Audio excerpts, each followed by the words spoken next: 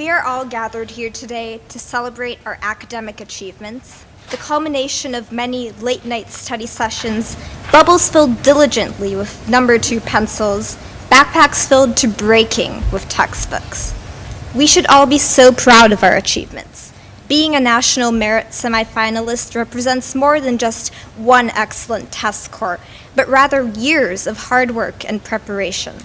I think that we have all had a source of inspiration that brought us to this point, and I doubt that we could have done this without them.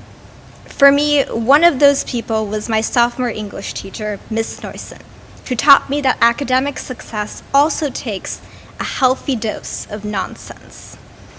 I originally viewed Miss Noyson with shock and confusion. She was everything that I was not, outgoing, spontaneous, completely unreserved. I could hardly comprehend what seemed at the time to be an unhealthy obsession with pigs, whether it was playing pig toss, competing over Pig Jeopardy, or receiving squiggly pig sketches over all of our papers.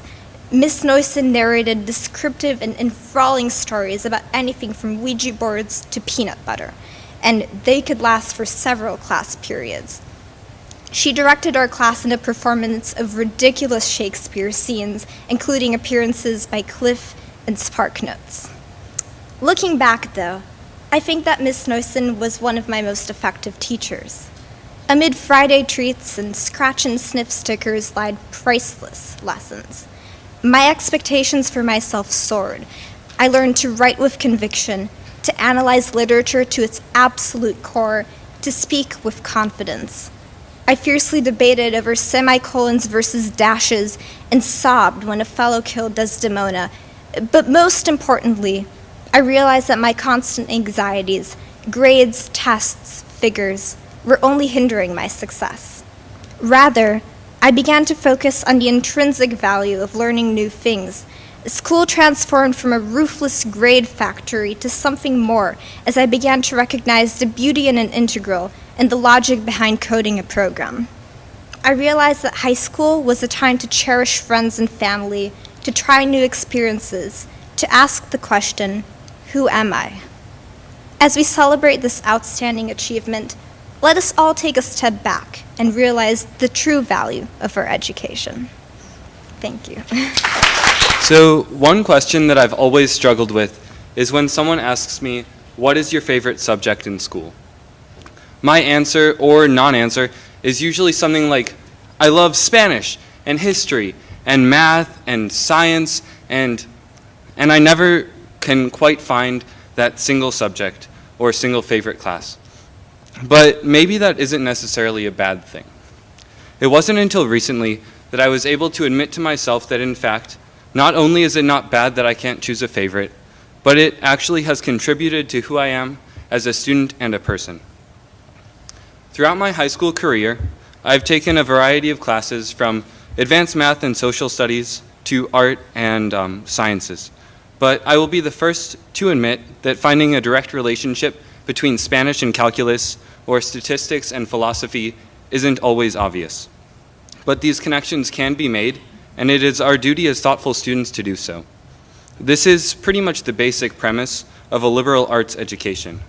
It's one where not only are students encouraged to explore their interests, but where there is an understanding that diverse thinking is crucial to becoming a creative, thoughtful citizen. At East, I have found teachers that welcome it when I make these connections and when others do as well. I know that I'm very fortunate that my teachers are receptive to tangents from their regular curriculum. This semester, there have been a lot of discussions about race in my classes. In my psychology and English literature classes, the teachers left the AP curriculum for up to a week at a time to address problems of institutional racism and how they tie into the subject. In my Spanish literature class and statistics, my teachers opened dialogue with the students regarding their experiences with racism. Through these tangents, I have learned to appreciate and understand the experiences of others on this issue. But it's not only about these few instances. The point I'm trying to make is much broader. When teachers and students approach learning as an exciting enterprise meant to make each of us more thoughtful and understanding, the class is more engaging and ultimately more useful. In 10 or 15 years, I don't really expect to remember the difference between a trochee and a spondee, or how to calculate the sum of an infinite series. But I do expect that because of the breadth of my education at East High, I will better understand other people, their views, and their world. And for that, I am eternally grateful.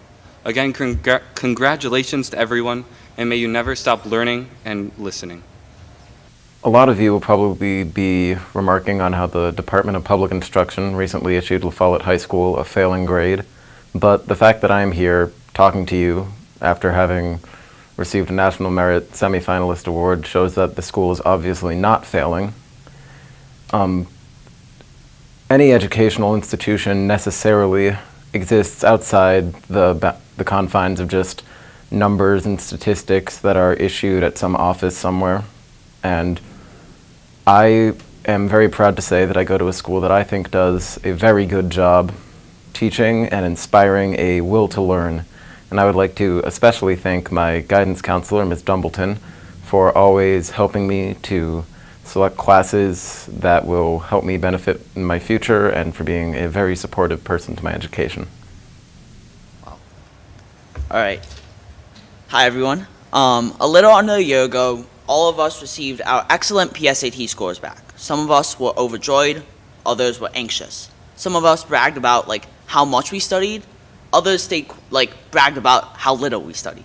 Yet, all of us could not have made this journey without the support of our community, whether that be friends, parents, teachers, or school administration. Each and every one of us has had a community that has broadened our intellectual outreach. And for me, that community that I would like to thank most is debate. Over the last 10 years, my debate coach, Tim Scheffler, has put time and effort into 2 debate programs, both the James Madison Memorial and the Madison West debate programs. And over the last 10 years, he has worked for basically a part-time wage, working 2 full-time jobs. And during those 10 years, both the Madison West team and the James Madison Memorial debate team has had national success. Not only has we won multiple state champions, but also has won multiple national debate tournaments where teams from not only New York and California have come to that debate tournament and competed. But more importantly, Tim has taught me, and basically everyone on the debate team, something extremely intrinsic. He has taught the importance of intellectualism, where we learn about certain issues and we gain that curiosity to learn more. So debate is something that you need to learn how to think critically on your feet.